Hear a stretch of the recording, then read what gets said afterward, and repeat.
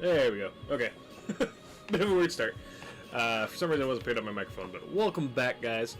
I know I said in the last episode that's all I was going to record before batch editing, but I actually kind of want to do the entirety of Chapter 6, because it is a very short chapter. And last episode was pretty long, and a lot of stuff happened. We finally got our star key. This is a key item. It'll always be in your inventory, so one less inventory slot when we're already running low on them. But yeah, welcome to Chapter 6.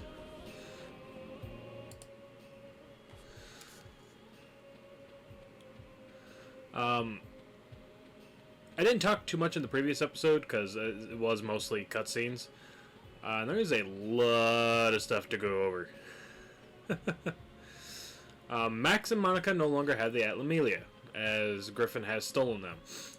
And as seen at the end of the episode, you can now use the Ixion to travel back and forth. You can do this from anywhere. You don't have to use a time gate.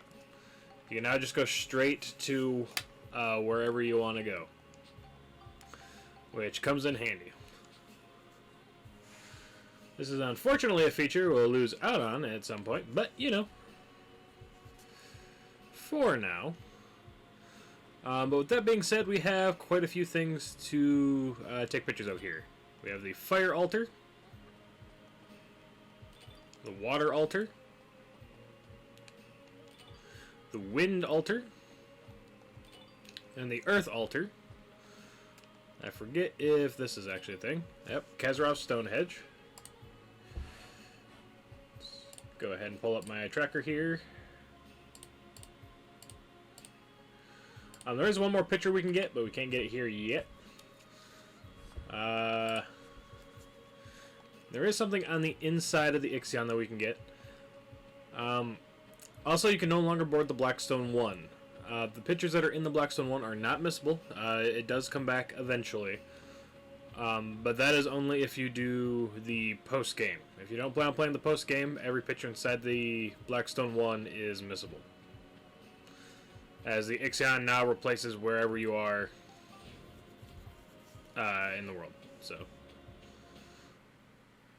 I gotta remember what this picture is, because I do not remember. Ah, right there. Okay, that was easy. The picture was Pinky.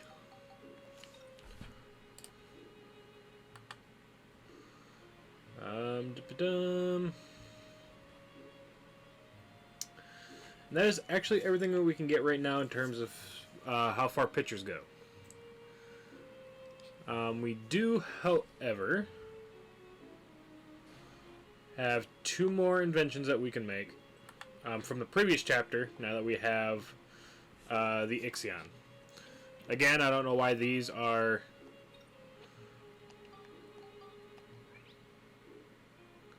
part of the Chapter 5 stuff when you can't take a picture of the Ixion until Chapter 6. But it's whatever. So we need L. Nope. There we go. Lunastone shards.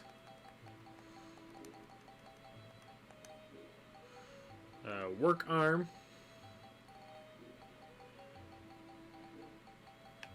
And the Ixion. Make the drill arm 3. Say cheese.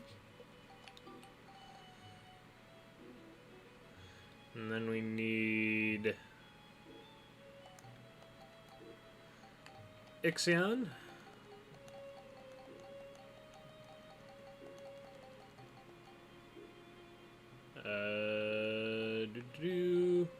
Energy pipe and crescent-shaped light. Gets us the laser arm 2s.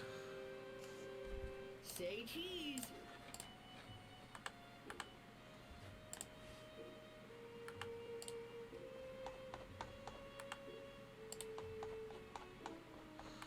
I'm just going back through my tracker real quick and making sure I have everything through the first 5 chapters now. It looks like it. But as we learned before, it is a little messed up. I did go through between the end of Chapter 5 and the last episode and make the strongest of everything we could make for the Ripod. Which does include the Drill Arms 2 and the Laser Arm 1. So I'm not going to make these, even though I could. I have to buy 2 gold bars, but I could. As we probably won't get around to using them until we have higher levels of them anyway. So there is that. Now the only question is what order do we want to do the floors in? Because we have to visit both the Rainbow Butterfly Wood, Starlight Canyon, Ocean Roar Cave, and Hemrata all again to do this. I think we're going to just start at the oldest and work our way forward. So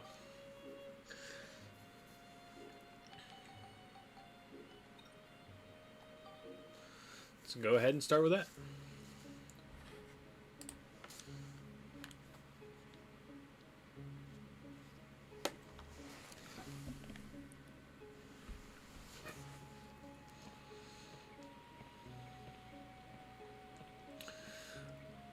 You always got to go through the original dungeon floor to get back to where you were. So I'll meet you guys back at the beginning of this. As we don't really, or at the end of this, as you don't really need to see this floor again. So I'll see you guys in a bit.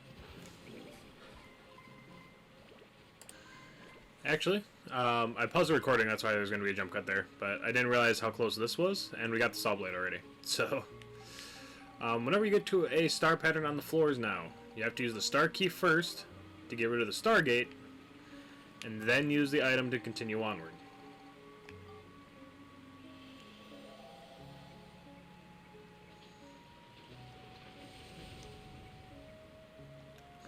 And like that, we are now back into doing the thing.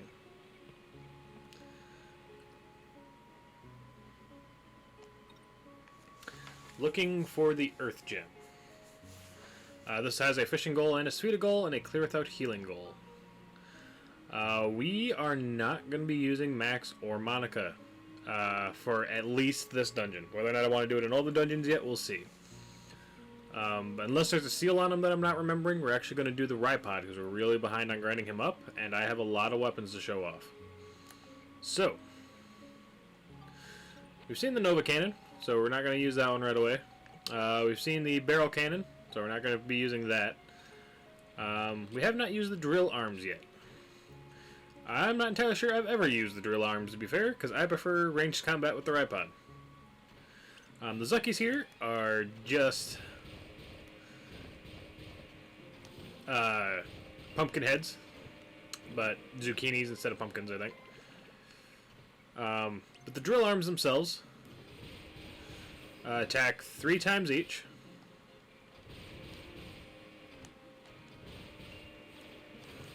Oop. Oh yeah, we also need to upgrade the body. I did make the Sun and Moon armor, but with the Drill Arms we don't actually have enough to equip it. It's another reason I wanted to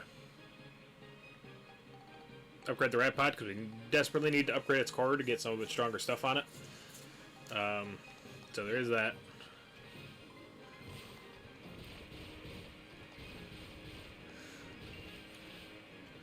Yeah, Drill Arms have a pretty fun combination to them. I'm not entirely sure on the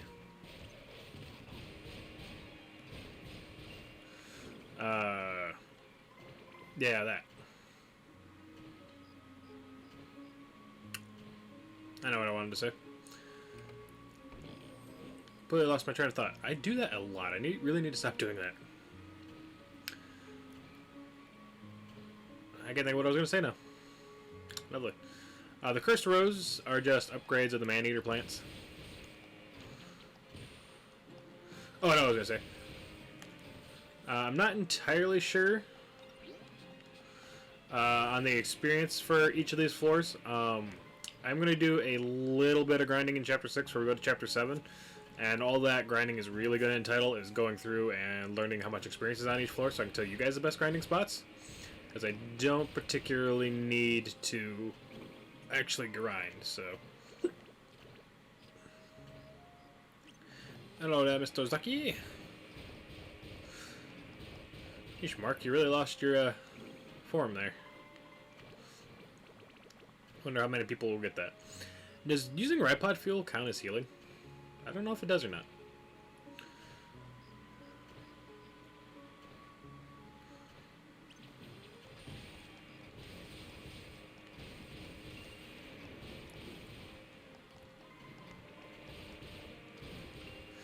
Yeah.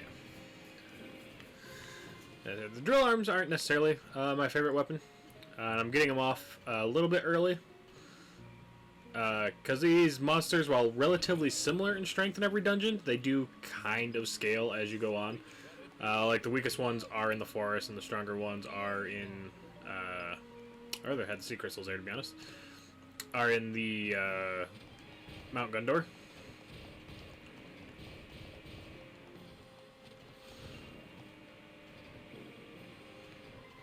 Also, this wooden box body isn't doing crap for defense. Ooh, Dusak.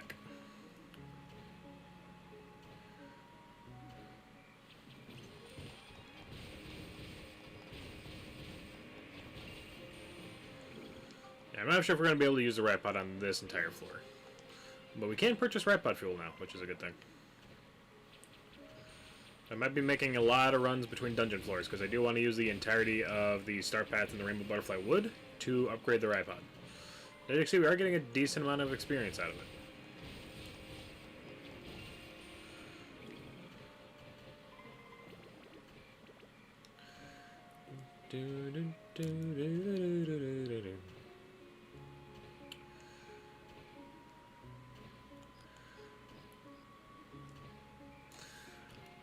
But yeah, I also intend on doing every single part of this dungeon in this episode. So I'll go over new enemies as we come across them, but for the most part, we're going to be speed running Chapter 6. This will probably be the only floor of this dungeon where I really talk a lot, outside of explaining new enemies, or saying what they're copies of, and so on. So yeah, with that being said, I do believe we fought everything on this floor, so I'm going to speed up the rest of it, and I will see you guys pretty much when I upgrade the Ripod, because we can get a couple cores out of the experience we're going to get. So I'll see you guys then. So dirty, but your love so sweet.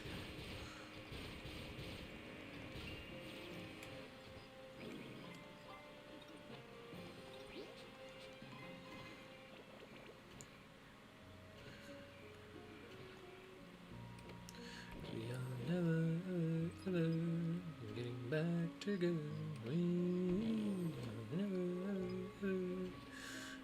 Back together. I will talk my head down. Don't come around.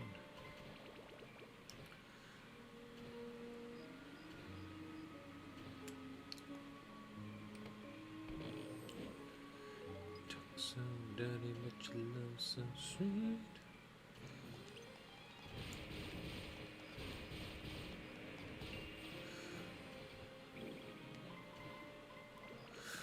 Oh, I forgot to mention, all of these floors have Georama stones that I can remember. There might be one or two that don't, but for the most part they do.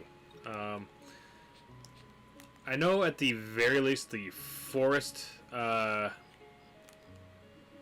in particular has Georama stones, as you're technically not supposed to be able to complete Sindane until Chapter 6.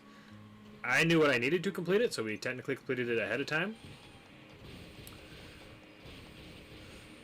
But yeah, anyway, back to what I was doing.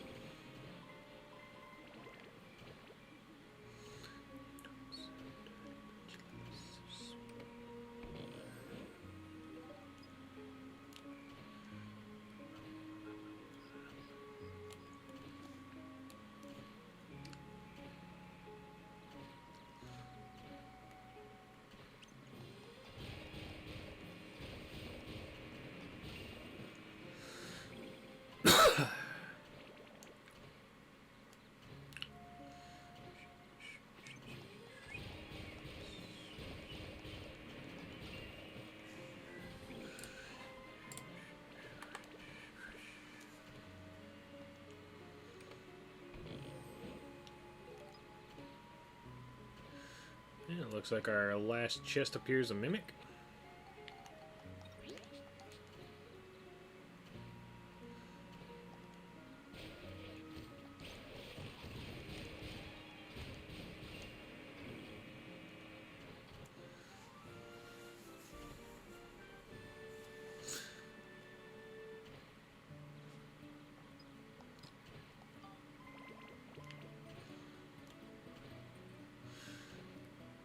Oh, we might actually be able to make that shot. Depends on how many trees are in the way.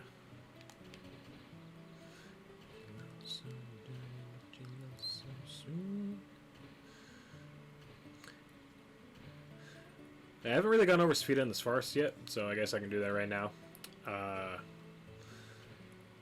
In the forest, you can shoot through the trees, and it's actually, in my opinion, the second hardest dungeon to go out of bounds in, unless you're shooting through the trees. If you stick to the pathways, it can't actually go inside the bushes, which is kind of nice. So as long as you stick to the pathways, you can't actually lose out on a shot because it goes in the water. Unless, of course, it goes in little water puddles. But yeah.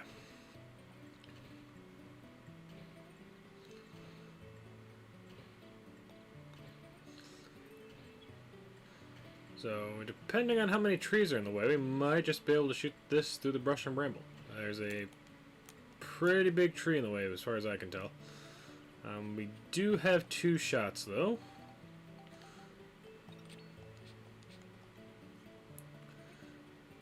So we might actually be able to get it through the trees here.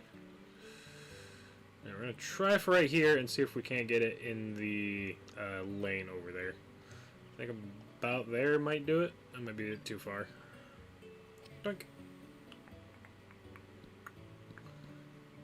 Oh, a little too far. If it wasn't invisible walls on the side of the course, you would have been able to do that. That's fine. We're just going to go ahead and try ricocheting it off these trees here and see how well that goes. Bonk. Oh, it just came back over here. Okay. Okay. But yeah. How many shots you get is actually based off distance to the portal, not the map layout. That's why some of the shots in these dungeons are very hard, because they're very close on the map, even though you gotta go down a million goddamn hallways to get there. Which sucks. But yeah, anyway, I'll see you guys in the next floor. Oh, you know, one thing I haven't really tried editing-wise? Since this will be a fun experiment to do while editing. Instead of stopping when I talk about the monsters, put the text on screen while it's sped up. Or the images or whatever.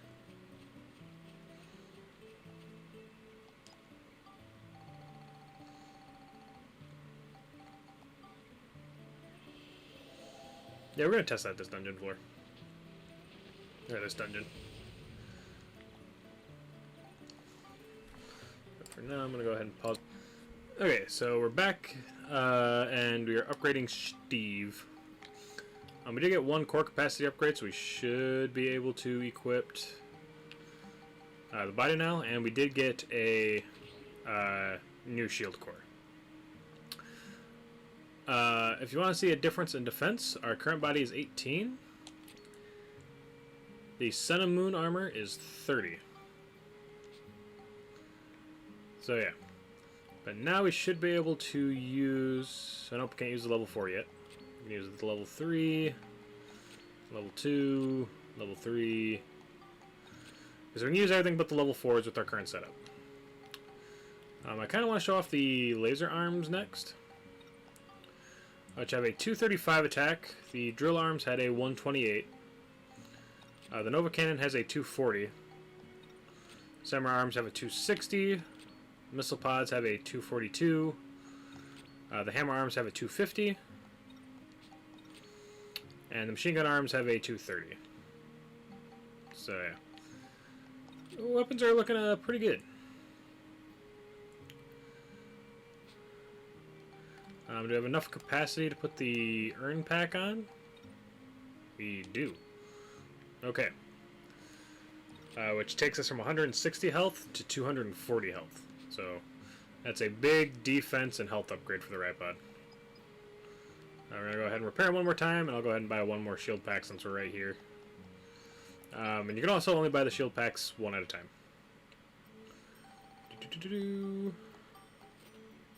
So, there's that.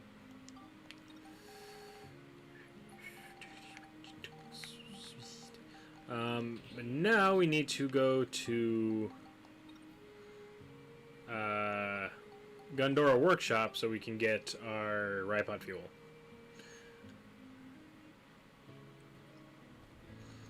Because like I said, I do have quite a few more Eastgate? Maybe it's on the second floor. What am I doing? I just need to be next to an elevator. Lost my train of thought again. There's quite a few more Ripod parts that I want to show off. But I go to the third floor. I only need a second.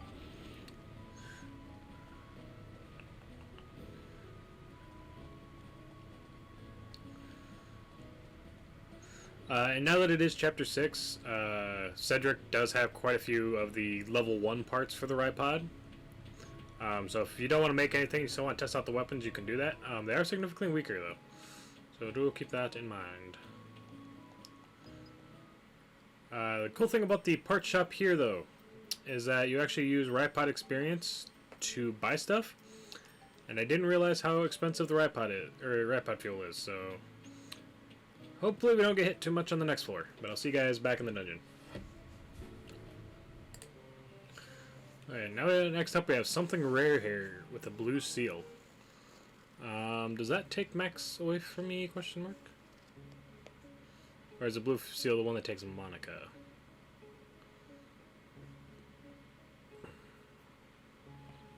Okay, blue seal takes Monica. Okay.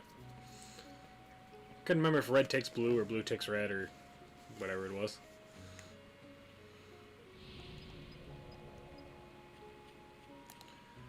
And up here we have the upgrades of the Taurs. We also now have the laser pack.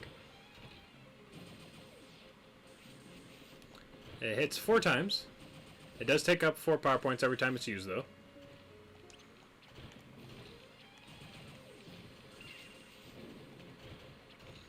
But it is a pretty powerful weapon. It's hard to hit moving targets with it, so you might want to surprise them like that. But yeah, it's pretty fun. But anyway, we're going to go ahead and rush through the floor now, so I'll see you guys back here in a bit.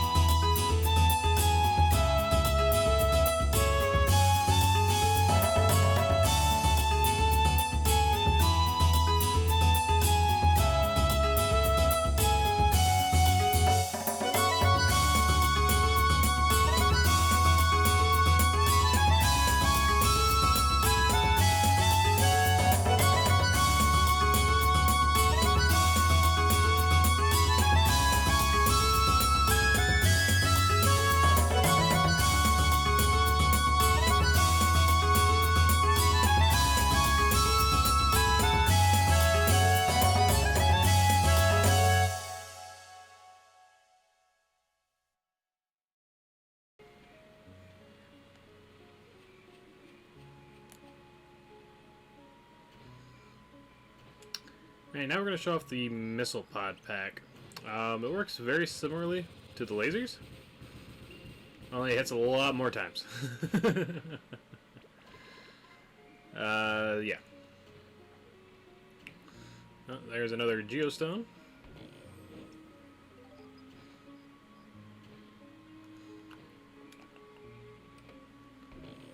But yeah, there's not a whole lot of...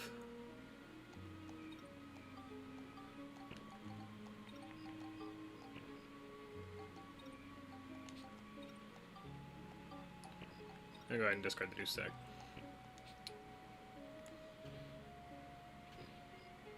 There's not a whole lot of new enemies on the monsters floors. However, it's a lot of the Chapter 6 enemies that are holding back our weapons. I don't know them all off the top of my head, but we will go over them eventually. Probably in the weapon upgrade tutorial video.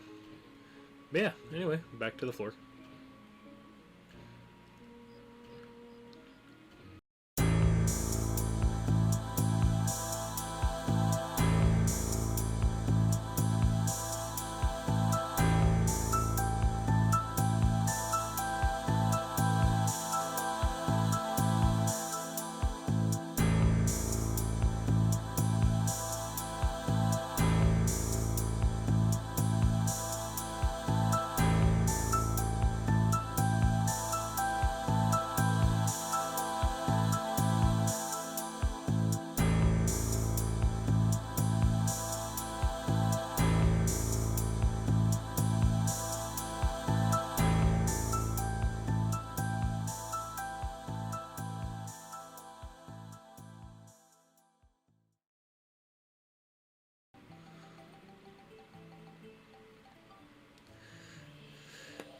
Alright, and with that we've reached the final floor of the Rainbow Butterfly Wood.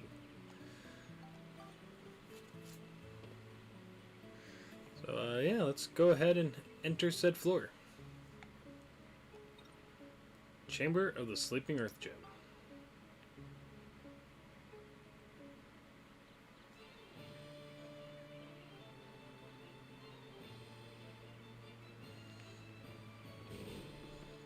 Trentos, Guardian of the Ancient Treasure.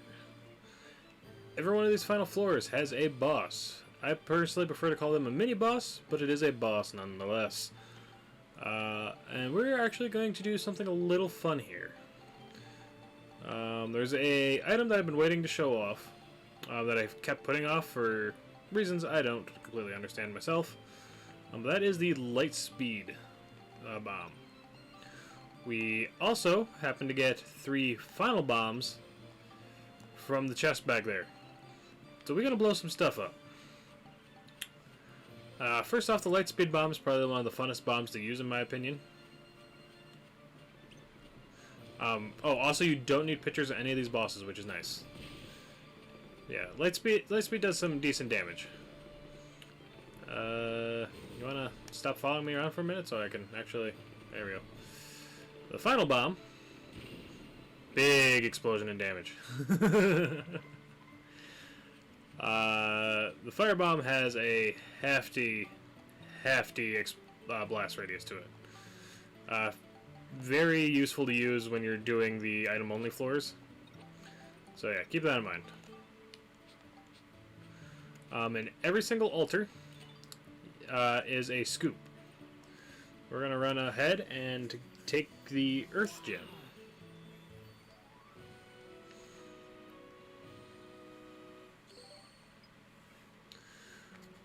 Then we're going to go ahead and move back to Sindane, actually.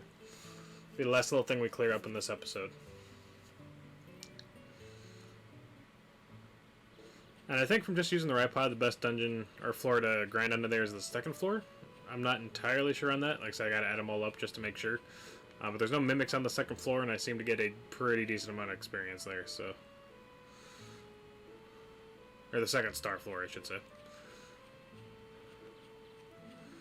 Alright, and if we go ahead and load up our guy here, we can now make Chimney Pot, Leafy Tree, the condition around the fence around the Furbit's house has been made clear, Golden Eggs Restored has been made clear, Resident in the Straw House has been made clear. And so that gave us 2 new things to make. Which was the leafy tree, which I think is probably my favorite tree. And where did the other one go?